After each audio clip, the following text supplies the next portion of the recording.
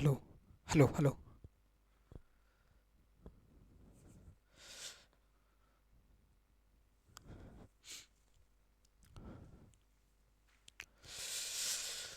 Hello नमस्कार दोस्तों, कामयाब इंडियन एकेडमी के डिजिटल प्लेटफॉर्म पर आप सभी का स्वागत है। तो दोस्तों, आज हम पढ़ने वाले हैं राज्यपाल के बारे में, आगे की चर्चा करने वाले हैं। और हमने राज्यपाल से संबंधित क्या क्या पढ़ लिया था उसके बारे में थोड़ा सा रिवाइज करने वाले हैं, उसके बाद में हम आगे पढ़ेंगे। तो सबसे पहले हमने जो पिछला पढ़ा था उसके बारे में रिवाइज करने वाले हैं, उसके बाद में हम राज्यपाल के बारे में आगे के बारे में चर्चा करने वाले हैं। तो हमने लास्ट पढ़ा था राज्यपाल की शक्तियाँ।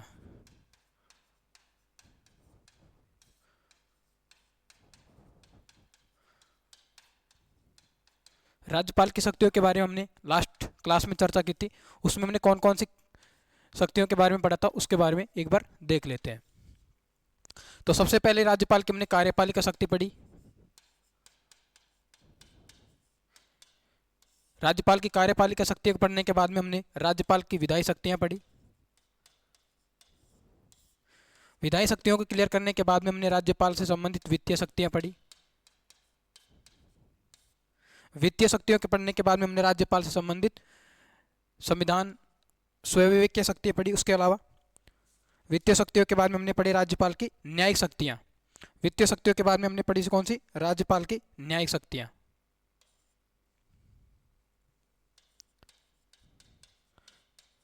राज्यपाल की न्यायिक शक्तियां। इसके बाद में हमने पढ़ा राज्यपाल की स्वयं विवेक शक्ति। स्वयं विवेकीय शक्ति।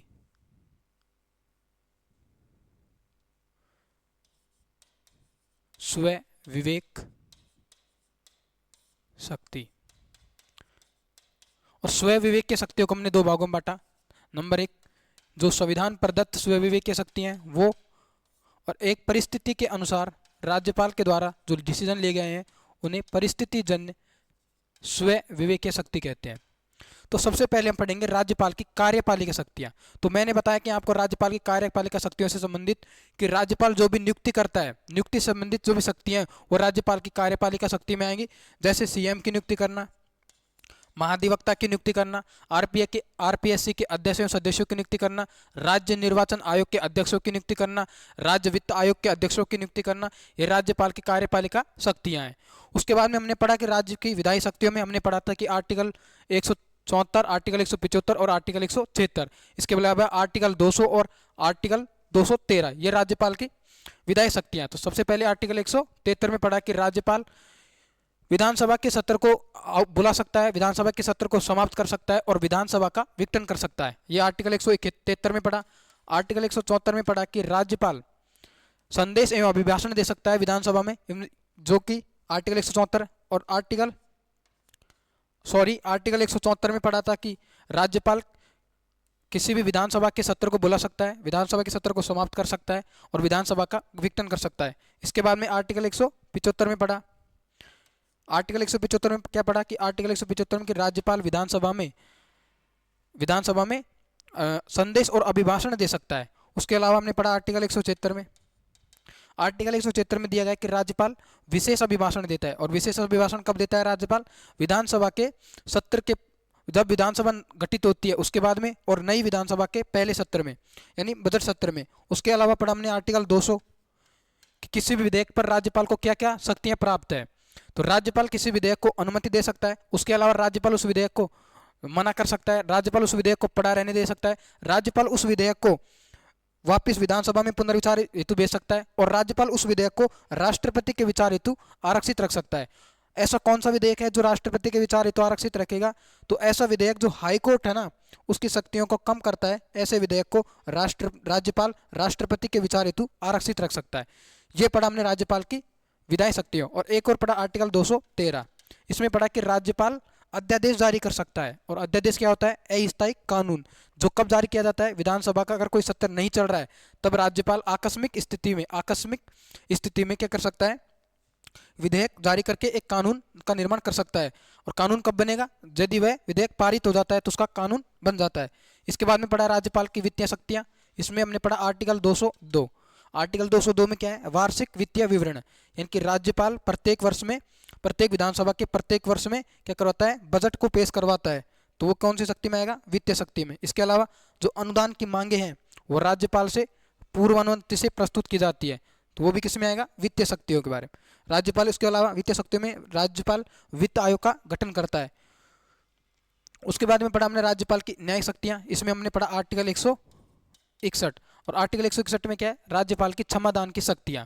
और क्षमादान की शक्तियों में राज्यपाल किसी भी दंड को क्षमा कर सकता है, उसके अलावा किसी भी दंड की अवधि को कम कर सकता है, उसके अलावा किसी भी दंड की प्रकृति को बदल सकता है, और इसके अलावा विराम कर सकता है, और प्रविलंबन यानी जैसे अगर किसी व्यक्ति को फांसी की सजा दी गई है तो राज्यपाल क्या करेगा, उसको कुछ समय के लिए टाल देगा, तो ये राज्यपाल की न्यायिक शक्तियों में पड़ा।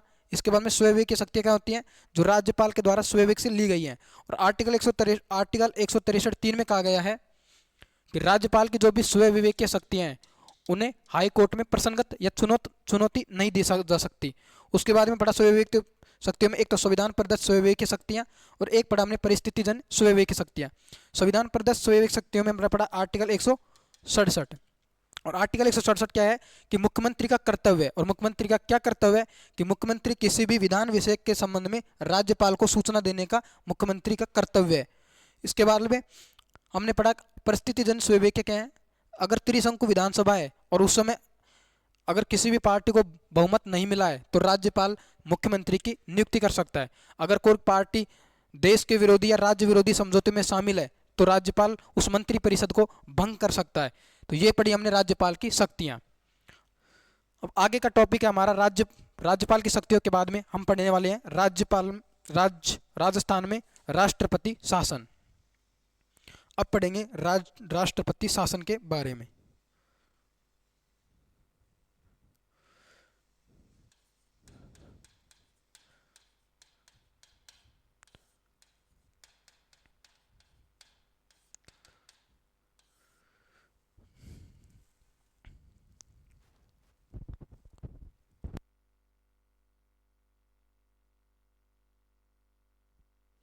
राष्ट्रपति शासन के बारे में चर्चा करते हैं। तो राष्ट्रपति शासन के बारे में सबसे पहले राष्ट्रपति शासन लगाने का आधार क्या है, सबसे पढ़ेंगे कि सबसे पहले राष्ट्रपति शासन लगाने का आधार कौन सा है, मतलब किस बेस पर राष्ट्रपति शासन लगाया जा सकता है। तो इसका एक संबंधित आर्टिकल 365, और आर्टिकल 365 में यह लिखा गया है यदि कोई राज्य है वो केंद्र सरकार के जो वैधानिक निर्देशन है उनका पालन नहीं करता है तो यह समझा जाएगा कि राज्य है ना जो केंद्र सरकार के अनुरूप कार्य नहीं कर रहा है और राज्य संविधान के अनुसार कार्य नहीं कर रहा है। तो उसके अंतर्गत आर्टिकल 365 में यह लिखा गया है कि आर्टिकल 365 में क्या लिखा गया है कि राज्य संविधान के अनुसार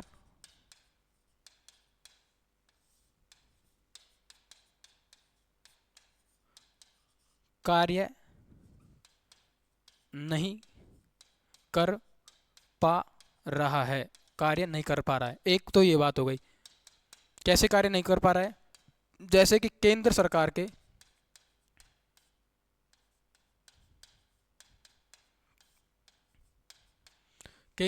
के वैधानिक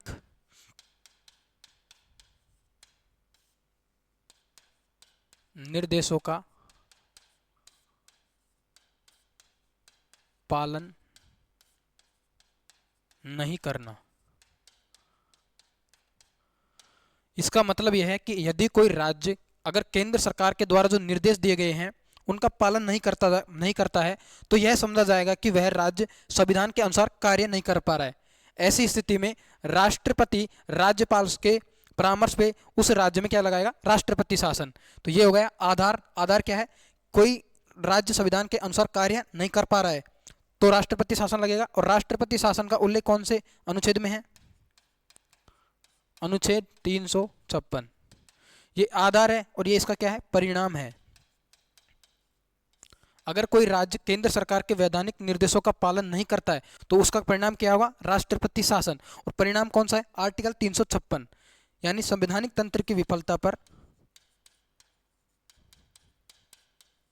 संवैधानिक तंत्र की विफलता की दशा में।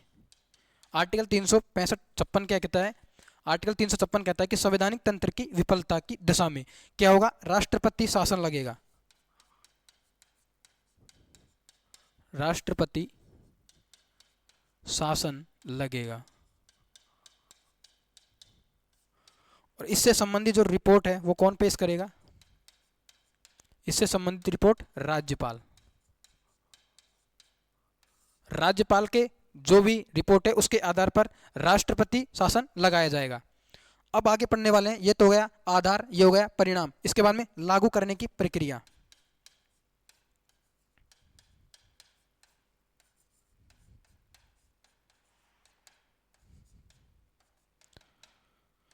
लागू करने की प्रक्रिया क्या है, लागू करने की प्रक्रिया सीधी सी है। यदि संसद है ना, उसमें 2 माह के भीतर भीतर जो राष्ट्रपति शासन का घोषणा पत्र है उसको स्वीकृति मिल जाती है तो उस राज्य में क्या होगा, राष्ट्रपति शासन लग जाएगा।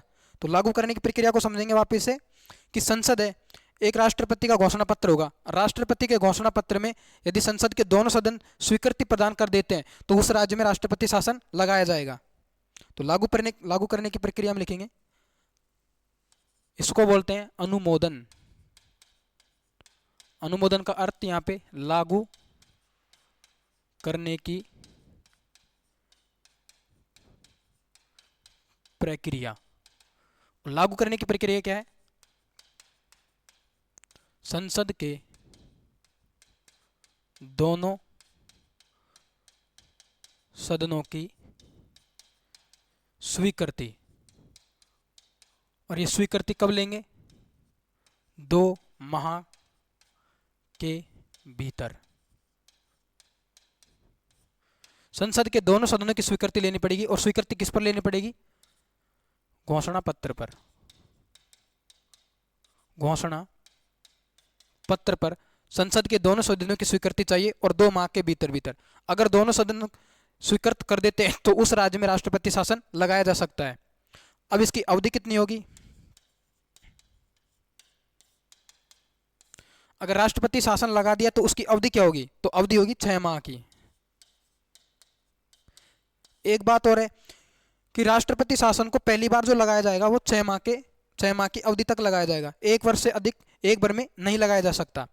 तो 1 वर्ष से अधिक लगाना है तो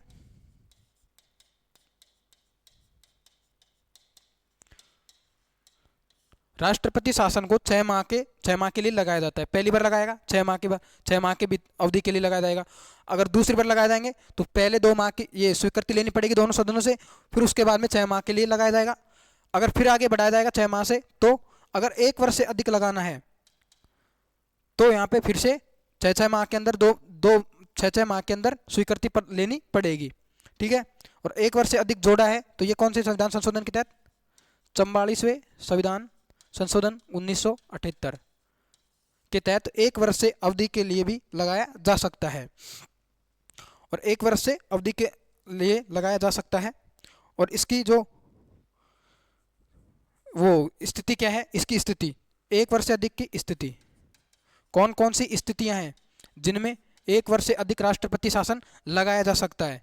तो एक तो भारत का निर्वाचन आयोग प्रमाणित करे, भारत का निर्वाचन आयोग कह दे कि हाँ भाई हम चुनाव करवाने, उस राज्य में चुनाव नहीं कर पाने में सक्षम नहीं है, तो 1 वर्ष से अधिक लग सकता है।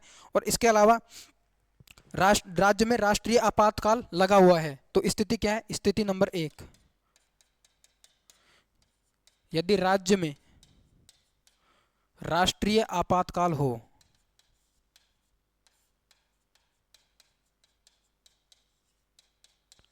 यदि राज्य में पहले से ही राष्ट्रीय आपातकाल लगा हुआ है तो उस स्थिति में 1 वर्ष से अधिक के लिए राष्ट्रपति शासन रह सकता है। और दूसरा क्या है, भारत का निर्वाचन आयोग,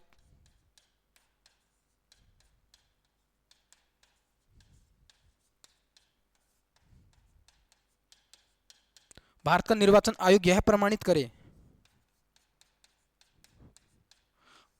कि उस राज्य में चुनाव नहीं हो सकते। तो ऐसी स्थिति में राष्ट्रपति शासन की अवधि 1 वर्ष से अधिक हो सकती है। अवधि की एक बात तो पहली बार लगाया जाएगा 6 माह के लेकर लगाया जाएगा। अगर आपको दूसरी बार लगाना है तो पहले स्वीकृति प्रदान करेंगे, फिर यहाँ पे 6 माह के लिए लगाया जाएगा। ये हो गया 1 वर्ष। इसके बाद में अगर आपको फिर से 6 माह के लिए लगाना पड़ेगा तो फिर पहले स्वीकृति प्रदान करेंगे और ये हो जाएगा 1 वर्ष से अधिक। और ये जोड़ा गया है कौन से संविधान संशोधन के तहत? 44वां संविधान संशोधन 1978 के तहत। इसकी स्थिति क्या है? 1 वर्ष से अधिक कब लगाया जा सकता है?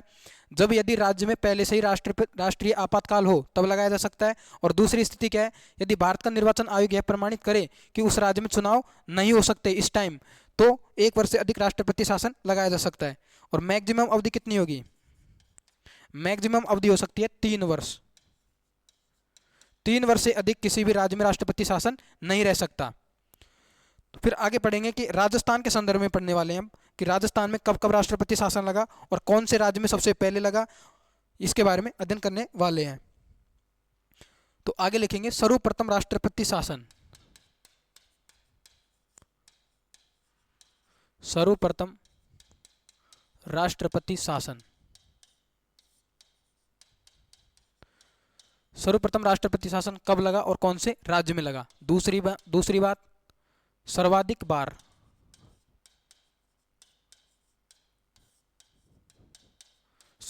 बार राष्ट्रपति शासन कौन से राज्य में लगाया गया? सर्वाधिक बार राष्ट्रपति शासन ये कौन से राज्य में लगाया गया? और तीसरा लिखेंगे कि राजस्थान में अब तक राष्ट्रपति शासन, राजस्थान में अब तक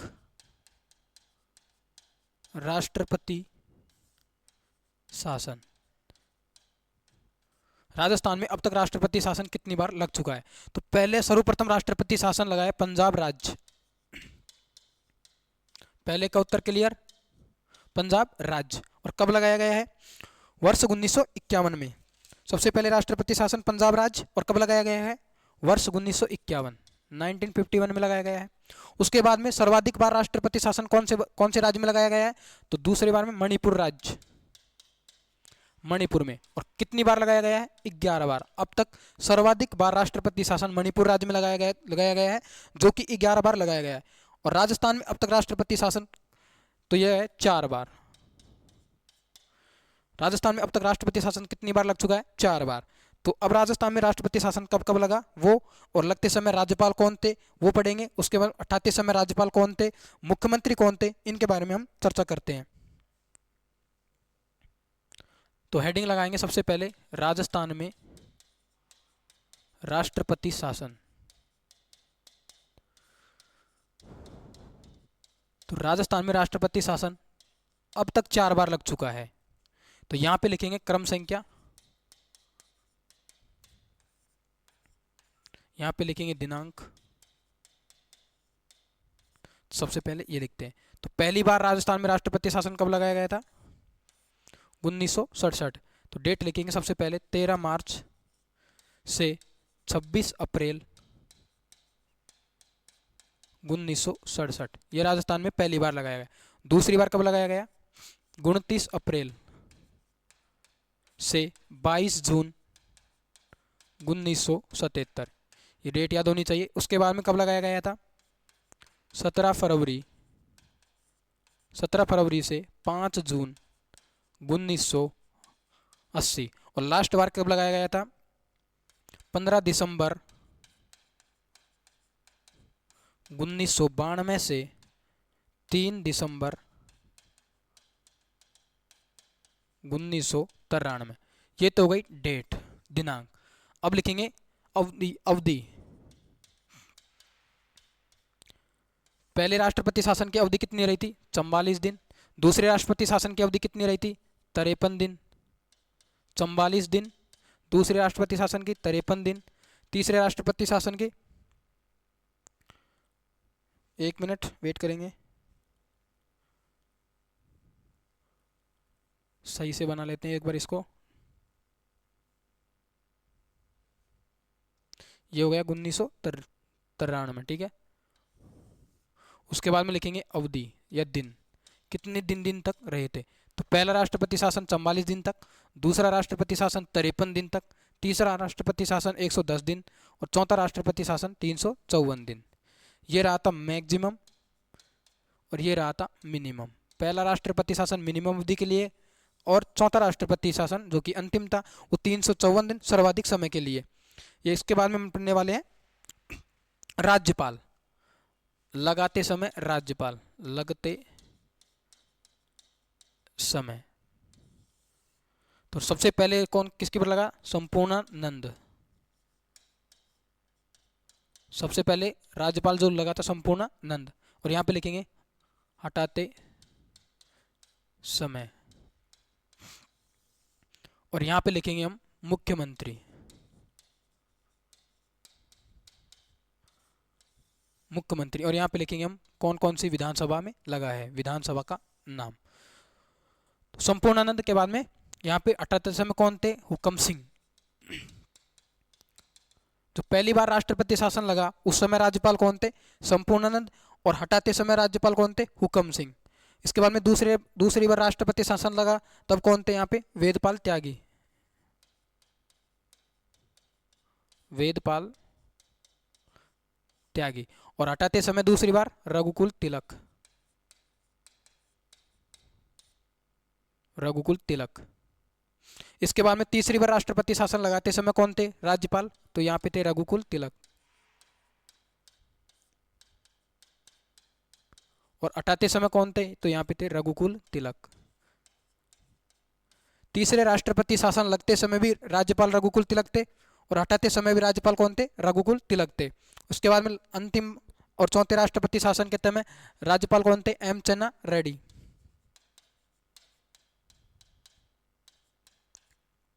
और हटाते समय कौन थे? बलिराम भगत।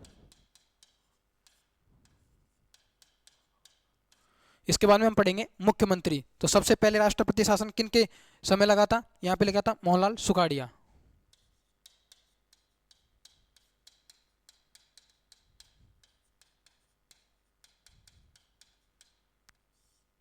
उसके बाद में किसके समय लगा था? मोहनलाल सुखाड़िया के बाद में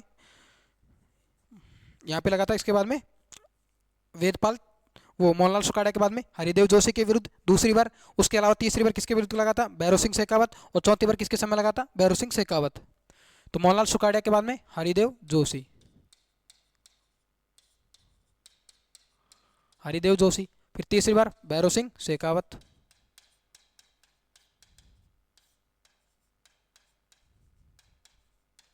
और अंतिम बार भी किसके समय लगा था? भैरों सिंह शेखावत के समय।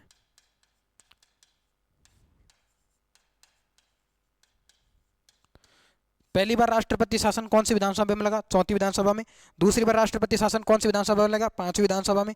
और फिर छठी विधानसभा में। और अंतिम बार लगा था नवी विधानसभा में। चौथी विधानसभा, दूसरी बार पांचवी विधानसभा, और छठी विधानसभा, इसके बाद में लास्ट में नवी विधानसभा। तो पहली बार जो चौथी विधानसभा में अस्पष्ट बहुमत के कारण लगा था। दूसरी बार यहाँ पे सरकार भंग कर दी थी, यहाँ पे भी सरकार भंग कर दी थी, और यहाँ पे बाबरी मस्जिद विवाद के कारण राष्ट्रपति शासन लगा। तो एक बार फिर से हम रिवीजन करेंगे, उसके बाद में आगे बढ़ेंगे। तो सबसे पहले जो राष्ट्रपति शासन लगा पहली बार 1967 में लगा, अगली बार 1977 में लगा, तीसरी बार राष्ट्रपति शासन 1980 में लगा, और चौथी बार 1992 से 1993 के बीच में। सबसे पहले डेट याद रखेंगे, 13 मार्च से 26 अप्रैल 1967 में लगा। दूसरी बार 29 अप्रैल से 22 जून 1977 के बीच रहा। तीसरी बार 17 फरवरी से 5 जून 1980 के बीच में रहा। और अंतिम बार जो राष्ट्रपति शासन है 15 दिसंबर 1992 से 3 दिसंबर 1993 के लिए। इसकी अवधि, पहले राष्ट्रपति शासन की अवधि कितनी रही? 44 दिन। उसके अलावा दूसरे राष्ट्रपति शासन की अवधि कितनी रही? 53 दिन। इसके अलावा तीसरे राष्ट्रपति शासन की अवधि दिन 110 दिन। इसके अलावा अंतिम जो राष्ट्रपति शासन है उसकी अवधि 354 दिन। तो इसलिए सबसे मैक्सिमम चौथे राष्ट्रपति शासन की अवधि सबसे ज्यादा, और पहले राष्ट्रपति शासन की अवधि सबसे कम रही। लगाते समय पहले बार राष्ट्रपति शासन लगाते समय राज्यपाल रहे संपूर्णानंद, और हटते समय यहाँ पर राज्यपाल रहे हुकम सिंह। उसके बाद में दूसरी बार राष्ट्रपति शासन के समय राज्यपाल थे वेदपाल त्यागी, और हटते समय कौन थे? रघुकुल तिलक। इसके बाद में तीसरी बार राष्ट्रपति शासन भी किसके समय लगा? रघुकुल तिलक। और हटा भी किसके समय? रघुकुल तिलक के समय। लास्ट बार राष्ट्रपति शासन एम चन्ना रेड्डी के समय लगा, और हटा किसके समय? बलिराम भगत के समय। तो यहाँ पर दूसरा राष्ट्रपति शासन किसके समय हटा? दूसरा राष्ट्रपति शासन हटा रघुकुल तिलक, और तीसरा राष्ट्रपति शासन किसके समय हटा? रघुकुल तिलक। तो इस प्रकार राष्ट्रपति, 2 बार राष्ट्रपति शासन जो हटाने वाले थे राज्यपाल, वो थे रघुकुल तिलक। और यहाँ पर तीसरे राष्ट्रपति शासन लगते समय भी रघुकुल तिलक राज्यपाल रहे और हटते समय भी रघुकुल तिलक राज्यपाल रहे। उसके बाद में पहली बार जो राष्ट्रपति शासन लगा वो मोहनलाल सुखाड़िया सीएम रहे थे, दूसरी बार हरिदेव जोशी के विरुद्ध, तीसरी बार भैरव सिंह शेखावत और चौथी बार भैरव सिंह शेखावत। इस प्रकार भैरव सिंह शेखावत की दो बार सरकार बर्खास्त की थी, तीसरे राष्ट्रपति शासन के समय और चौथे राष्ट्रपति शासन के समय।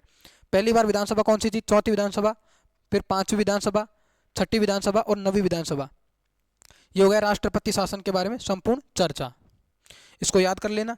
अब आगे पढ़ते वाले हम राज्यपाल से संबंधित एक और चीज रह गई है यहाँ पे, राज्यपाल रिलीफ फंड यानी कि राज्यपाल राहत कोष के बारे में अध्ययन करते हैं।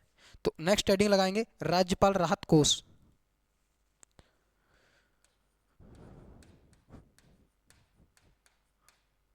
राज्यपाल राहत कोष, इसमें आपको क्या ध्यान रखना है? सबसे पहले यहाँ पर ध्यान रखेंगे इसका गठन कब हुआ और इसका उद्देश्य क्या क्या है। तो सबसे पहले राज्यपाल राहत कोष का गठन 14 मार्च 1973 को, ये डेट याद रखेंगे। इसका उद्देश्य क्या है?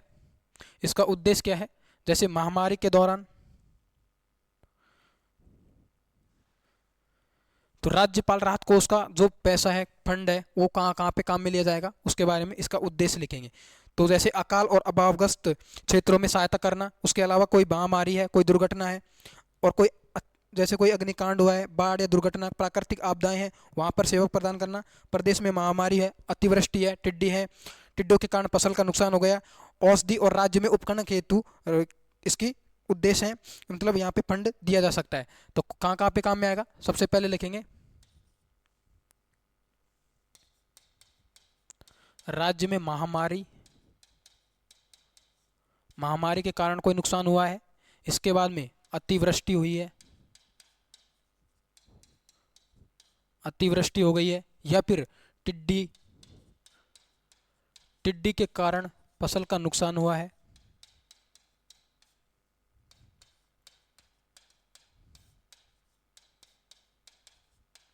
तो राज्यपाल राहत कोष का काम लिया जाएगा। और कहाँ कहाँ पे? पहला हो गया, दूसरा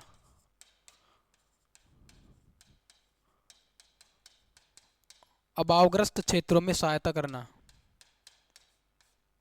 अभावग्रस्त क्षेत्रों में सहायता, अभावग्रस्त क्षेत्रों में सहायता करना, बाढ़ या दुर्घटना के समय सहायता, बाढ़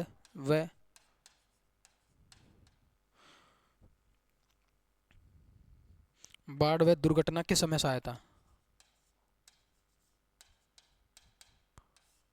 दुर्घटना के समय सहायता। तो राज्यपाल राहत कोष का उपयोग कहाँ कहाँ पे किया जाएगा? जैसे राज्य में कोई महामारी है, ये महामारी के कारण कोई नुकसान हुआ है, राज्य में अतिवृष्टि हो गई, टिड्डी के कारण फसल का नुकसान हो गया, अभावग्रस्त क्षेत्रों में सहायता करना, बाढ़ एवं दुर्घटना के समय सहायता करना, तो यहाँ पर राज्यपाल राहत कोष का उपयोग किया जाता है। तो इसको लिखेंगे। इसके बाद में हम पढ़ने वाले हैं आगे राजस्थान के राज्यपाल। आगे हेडिंग लगाएंगे राजस्थान के राज्यपाल।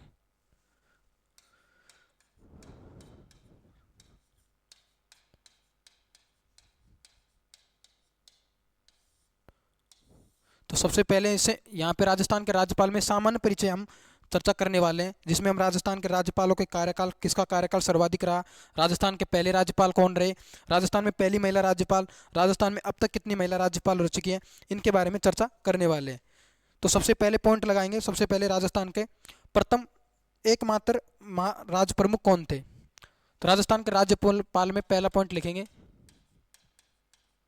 राजस्थान के एकमात्र राज्य प्रमुख, इसमें लिखेंगे महाराजा सवाई मानसिंह द्वितीय।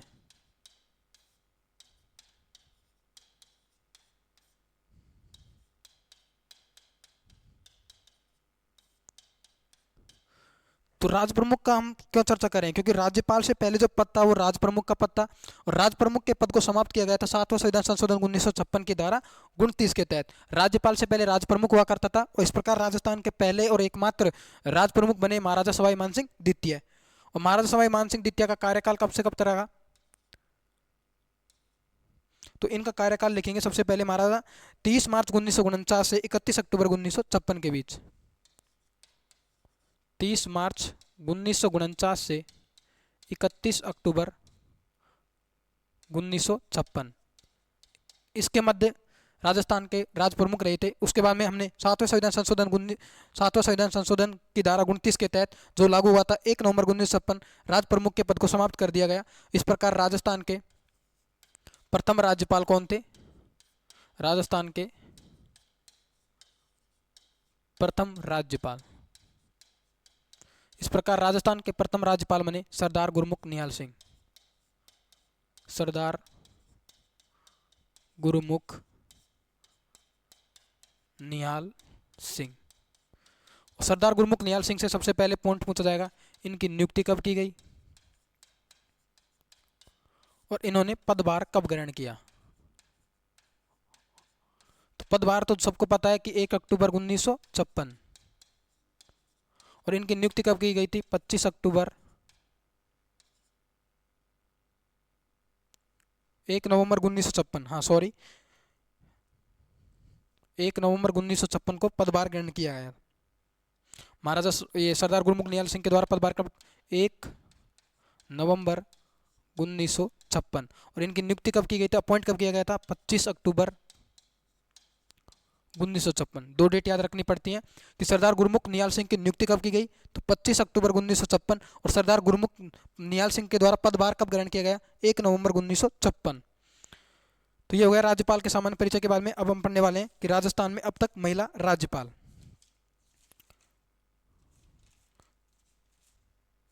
आगे लिखेंगे राजस्थान में अब तक महिला राज्यपाल। राजस्थान में महिला राज्यपाल, और यहां पे लिखेंगे अब तक 3। अब तक कितनी महिला राज्यपाल रह चुकी हैं राजस्थान में? तो हम लिखेंगे अब तक 3 महिला राज्यपाल रह चुकी हैं। अब तक 3 महिला राज्यपाल रह चुकी हैं, जिसमें नंबर 1 पे लिखेंगे राजस्थान की प्रथम महिला राज्यपाल,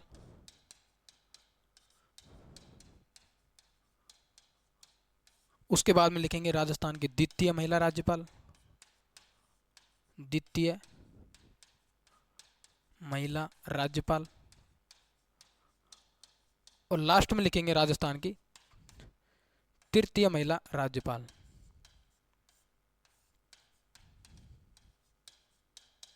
तो राजस्थान की पहली महिला राज्यपाल प्रतिभा देवी सिंह पाटिल, श्रीमती प्रतिभा देवी पाटिल। इसके बाद में राजस्थान की दूसरी महिला राज्यपाल लिखेंगे प्रभा राव, और लास्ट में राजस्थान की तीसरी महिला राज्यपाल मार्गरेट अल्वा।